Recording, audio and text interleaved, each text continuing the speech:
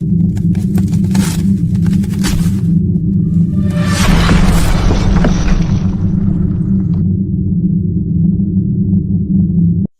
Gold. Real assets. Real value.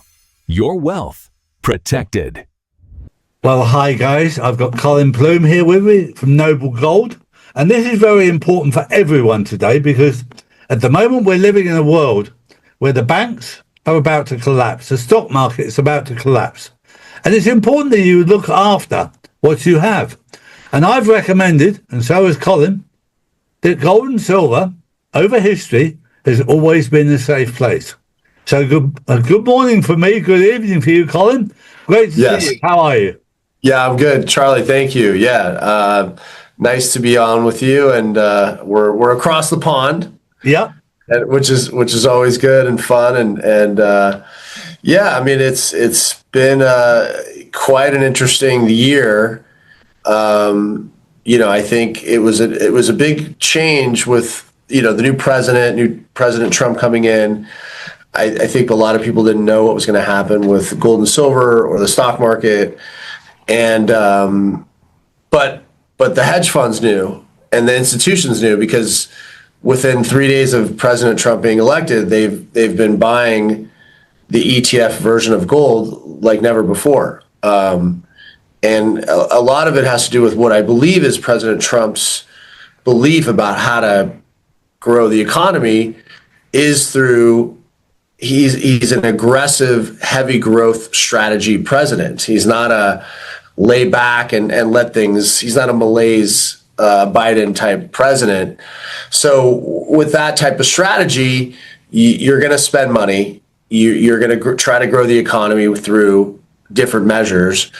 And the hedge funds were buying tremendous amounts of gold in November, December, January, and obviously that, with everything that happened in the economy and the tariffs, created this excitement into gold and also silver, which we can talk about also.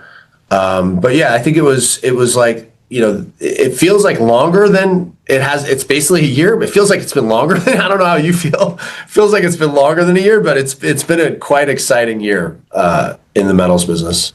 It is. And in uncertain times, people look for what's going to be stable. And right now, I've told my audience that get your money out of the bank. You only have to look at Vietnam. 86 million bank accounts taken away, unless they were prepared to have digital ID. It disappeared. The money disappeared. I had a lady, an insider, the other day contact me, say, Charlie, I went to my bank in America. I wanted 15,000 out to buy gold. They said no. I've recommended people take their money from the bank and put it into gold and silver. And I think one of the important things that you and I spoke about earlier is if you're going to put money into gold or silver, that you put it somewhere that's trustworthy. Now, correct. Colin, you have safety deposits that are not in the bank, but in correct. A safe place. Yeah, exactly. So, we can obviously ship to people and get it to your doorstep. So that's one option. And a lot of people like that too. They like to hold it or put it in their gun safe. And it's a popular option. And I understand why it is. We also do for IRAs or for direct storage. We can store, we have 2 locations, and one is in Delaware and one is outside of Dallas. And I was actually just there last week. I brought the whole team, the whole customer service team out to the facility, and we all did an audit together. We pulled out a few hundred accounts, and we counted, the gold and silver, and took the receipt and matched it up. And it's a segregated storage facility, and it's owned by a private company. It's not owned by the government. So all of these things I've vetted as I've grown in this business. I've actually been in precious metals for 17 years, and I've seen some depositories that are commingled not have enough gold and silver or get in trouble or have problems. And you've seen them. There's been a few in Delaware and other places that have run into problems. When you do segregated storage and you have a very concise system, which IDS does, I mean, they're constantly doing audits. I just did an audit of my account of some of them. they're doing it daily. So it is important. So it's a small thing, but it's a big thing, which I think that when you're investing, it's really important. And to further your point about the banks, a lot of times people say, well, I'll just store in a safety deposit box. The problem is that there's no insurance in any safety deposit box. It actually specifically says in the agreements when you sign for a safety deposit box that they tell you to not put cash and to not put gold and silver in there, and that there's no coverage. So it's not a safe place. So, the banks are an interesting dynamic today in that they have laws where they can bail-in laws where they can take your money, if they have problems. So they can take your money just in a savings account. They can also take it if it's, let's say it gets stolen in a safety deposit box or something happens, they have no response. So they really have no responsibility for your funds anymore. And Charlie, I've had clients too that have gone to the bank and tried to wire money to us from time to time. And the bank, sometimes you get a small bank and they've tried to stop them or they've tried to talk them out of that. And I've had problems where certain banks said, well, I don't know these guys. And I mean, we've been in business this company's been in business for over a decade. We've sold $3 billion in gold and silver. We have an impeccable track record. It really has nothing to do with us. It really what it comes down to is that bank does not have a lot of liquid assets, and they're trying to hold on to those assets in any way that they can. And so they'll tell somebody, like, don't send it there and scare them. But eventually what ends up happening is, like you can imagine, it really just pisses them off. And then they want to do it more. And I've actually had more often than not, what's happened in my career is like someone says, oh, I'm going to send you $50,000. And they go to the bank and the banker tries to talk them out of it. And next thing you know, they're sending me $1 million or $100,000 or more, maybe not $1 million, but they're sending more because it creates this level of distrust that, like, if the banker says that I can't do it, why? Like, what's happening? And I think that's a big red flag for anyone that a bank would tell you not to do. I mean, it'd be one thing if they told you to avoid some scam, but this is gold and silver. It's been in the Bible. It's 5,000 years. I mean, and the track record the last 5 years, I mean, we've been talking about it, since COVID. I mean, gold and silver have just absolutely skyrocketed.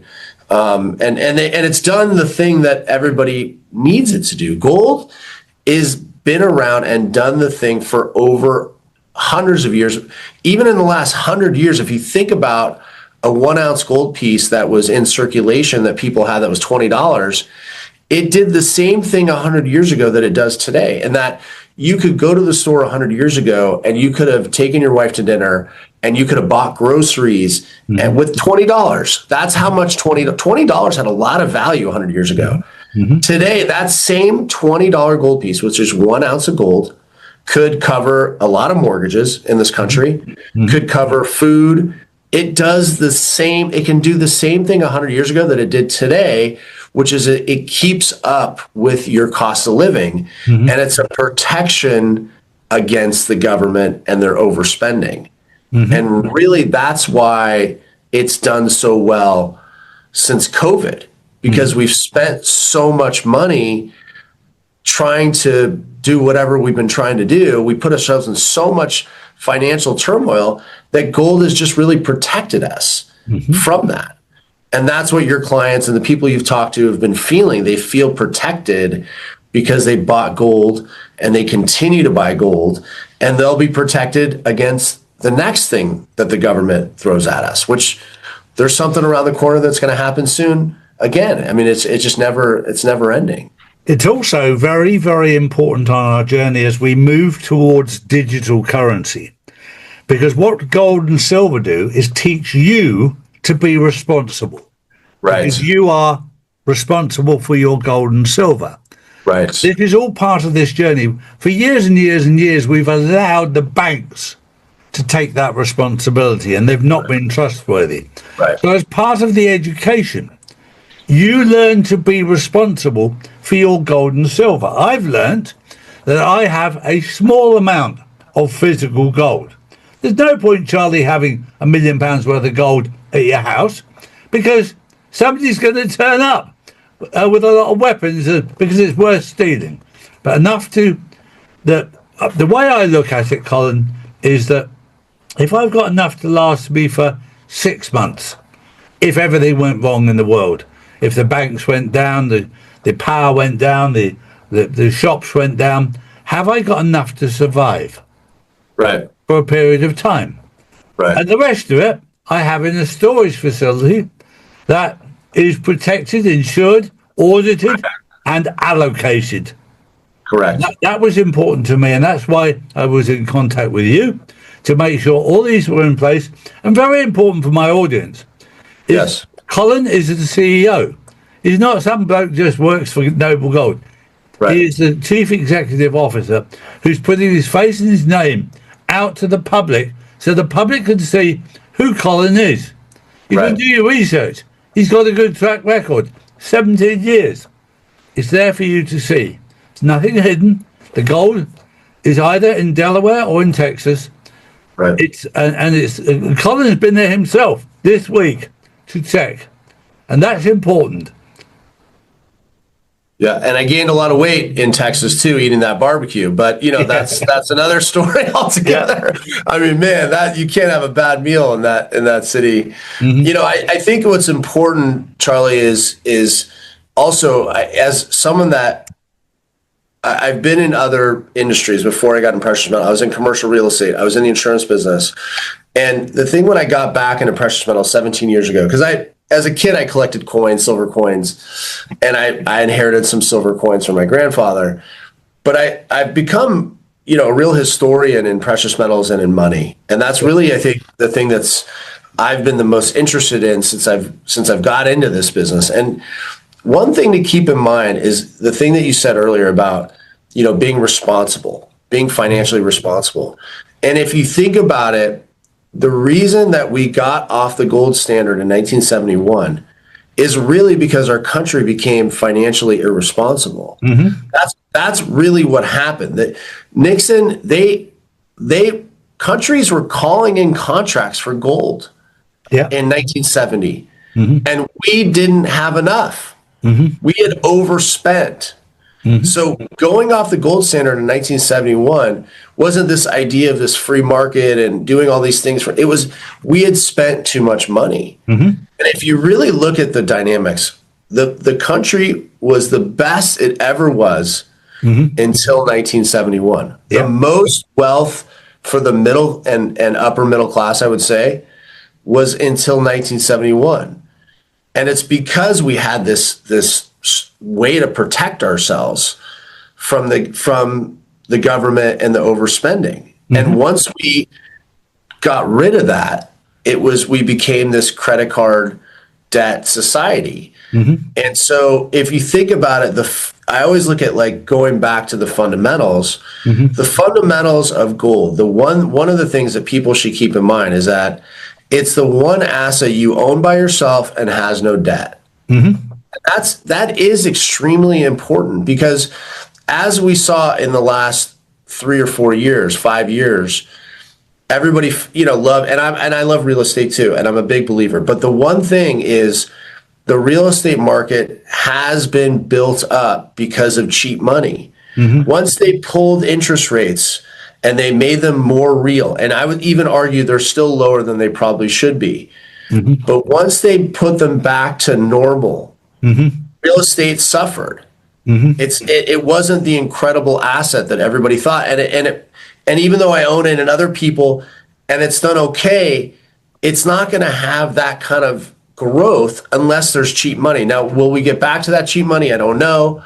I mean, there's talk about this 50-year mortgage, which I don't know if you heard this, that they're floating this idea around of a 50-year mortgage, which is mind-blowing to me because I don't know how the banks are going to figure out how to give somebody a 50-year mortgage, right? Like, how do you figure out what somebody's income is going to be 40 years from now? I think there's some math.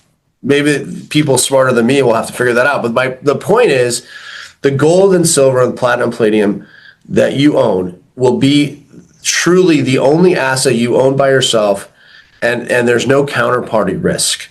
Mm-hmm. Everything else, there's Social Security. Is it going to be around? Is it going to be funded? They say by 2033, it's not going to be funded. Mm-hmm. They say that, some of the stock market's inflated. When you buy in the stock market, you're just buying a share of a company, right? You're just part of this big behemoth, and you're a small cog. The gold and silver you own is yours. So you're buying insurance, you're buying that safety, you're buying all the things that you need in today's world, this debt-ridden and laden world. You're buying something that doesn't have it. And I think that is truly important. I'm not saying that you shouldn't own other things, because I do. I own other things too, and I believe in other things too. But in this economy, if you don't have gold and silver, you can't go through the waves. And the people that have bought, based on your recommendation 4 years ago, based on my recommendation 4 or 5 years ago, 3 years ago, 2 years ago, they're all able right now to go, okay, the roof's not working. I can sell a little bit if I need it. And I've kept up with inflation. I've kept up with the increase in cost of labor. I've kept up with the cost of food. Like I can afford things today. And so it's just a part of the pie, and it's important. It's important to have that thing that can withstand the ups and downs and protect you. And I think that's what it does. And one thing that I said to the bank when the bank questioned me about taking money out, and who asked me if I would like to speak to their financial advisor, and I said, with respect, the bank prints money at will, and you still can't balance your books. Why would I take your advice? Whereas gold and silver, I don't know about you, but back in the 50s and 60s, everyone in the UK used to buy little trinkets of gold to give for birthdays and Christmas. Yeah. My wife is Turkish. They still do it. Every year they give each other gold as a gift. Next year it's worth more. How many times do we give presents to people for birthdays and Christmas that next year are worth nothing? Right. 100%. Yeah, 100%. I say it all the time. It's one of the things I really preach to grandparents. I say, don't buy them any more of this junk. Buy them a little gold. Buy them a little silver. I have 3 kids, and they all know what they own. They have their own separate gold and silver. And I always tell people, like, my kids have a net worth. My kids have a legitimate net worth that will continue to grow. And no matter what, when they're 18 years old, each of them are going to have a few $100,000 in gold and silver. Yeah. And they're going to be wealthy, and they're going to remember that this is real. This is real, tangible wealth. Yeah. And that's, and I'm not saying that number because I'm like trying to brag, but I just started when they were young. Like my oldest is 9 and my twins are going to be 7 in a week. Like I started at birth. Yeah. They all got a little bit, and you just add it. And next thing you know, you wake up and they got a real stash, right? They got a real stash. And so, yeah, you can buy them, toys, you can buy them those things, and it's okay, but they're not going to grow. They're not going to be able to keep up with everything that's going on. And so these are it's the little things that people can do. And, people call us and, what amount should I start with? I feel like gold's really expensive right now. Gold, people have told me gold's expensive for 17 years. Yeah. Saying the same thing over and over. I was in commercial real estate. I have a guy recently calls me, his client wants to buy gold and silver. He knows we knew each other from real estate. He's like, I should have bought from you when it was 1,200. I should have bought from 18. I should have bought from when it was 25. And it was like, I know, but every time I talked to you, you would tell me it was too expensive. And then it would just keep breaking all-time highs. And he's like, well, but then I got real estate, and how's that doing? Well, not too good, but it'll bounce back, all this stuff. And it's like, I don't want to think about it's not too good, it'll bounce back. Like, I don't want to, and I think you can get out of that if you do the right things right now. You can protect yourself right now and not say like, well, I should have, or NVIDIA, I knew it was expensive, but I never sold it. Like, it's like sometimes those assets have peaked. Sometimes they're done. You're absolutely right. It's never too late to buy gold. Right now is the best time to buy gold. If you were lucky and got in 4 or 5 years ago, great. But today is the best time to buy gold rather than having it in a bank. Yeah. Yeah. Well, it's like it's funny. There's this crazy supermarket. I don't know if you heard of this phenomenon. There's this place called Erewhon, and the only reason I bring it up is because it's this like phenomenon, and they sell smoothies for, I don't know, $18 or something. And I was talking to, and everyone's like, they're selling smoothies $18. But when you go in there, there's young people, 20, 25, 30, that are buying these smoothies at $18. And they don't seem to be affected because that's their reality. Mm-hmm. And the only reason I bring that up is because people that are buying gold, young people that are making money, mm-hmm. they're seeing gold at 4,000. They're like, gold's valuable. Mm-hmm. I want to own it. Yeah. They don't think like, I could have bought it at 2,000. They finally have money right now. Yeah. And they're going to buy it at 4,000, and they're going to go, that's a valuable thing. It's very valuable.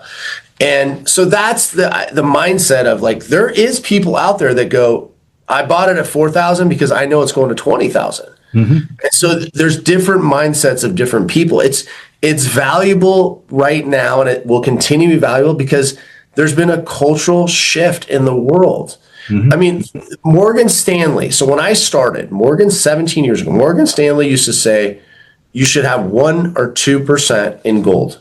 This mm-hmm. was 17 years ago. 1 month ago, they said, we're changing our investment allocation. We recommend 60% equities, 20% fixed income, 20% gold. Mm-hmm.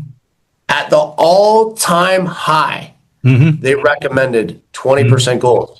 17 years ago, when it was at $750, they recommended 1%. Mm-hmm. So even with that data, the data that they have, and obviously Morgan Stanley is a data-driven organization, mm-hmm. why are they recommending it?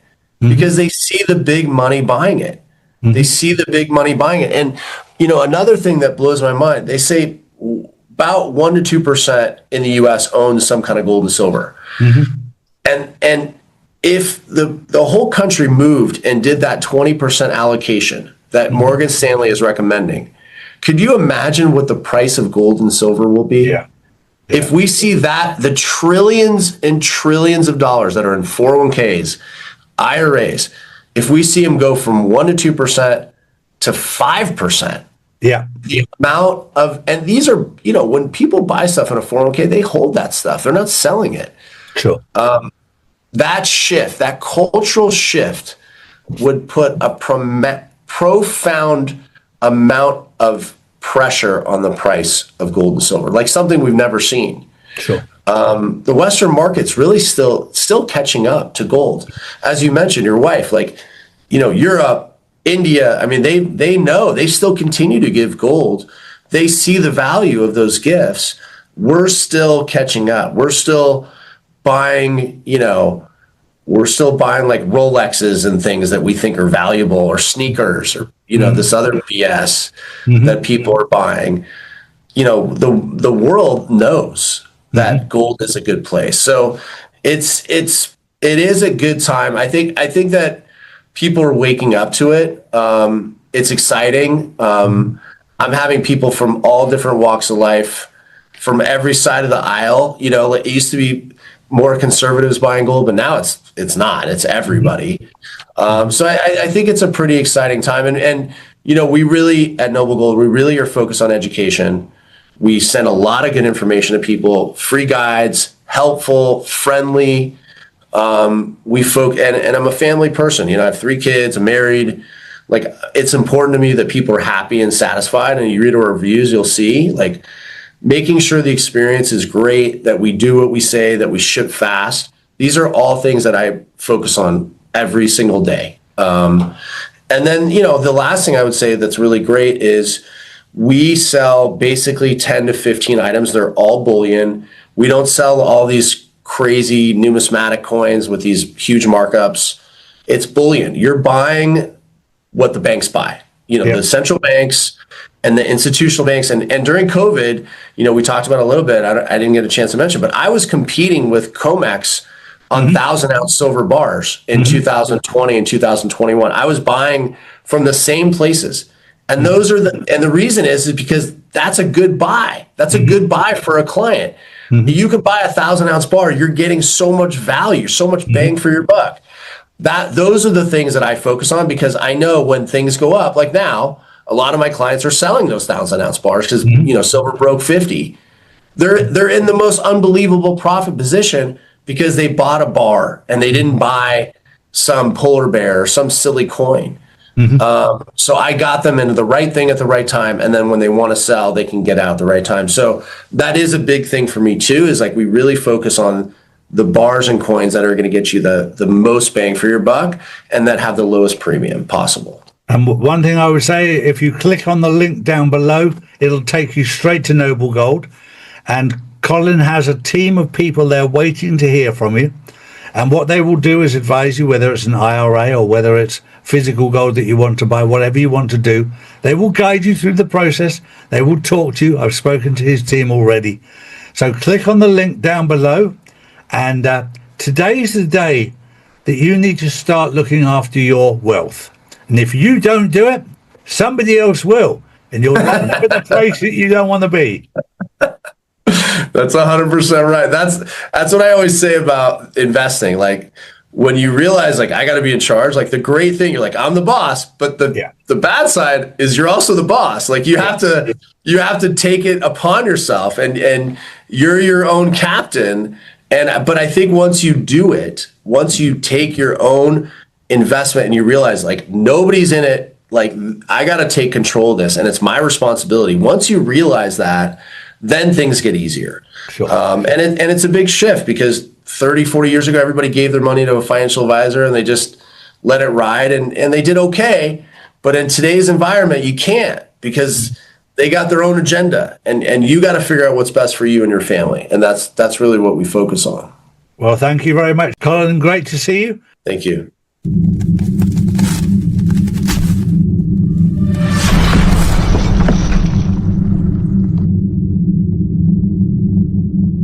Noble Gold. Real assets, real value. Your wealth protected.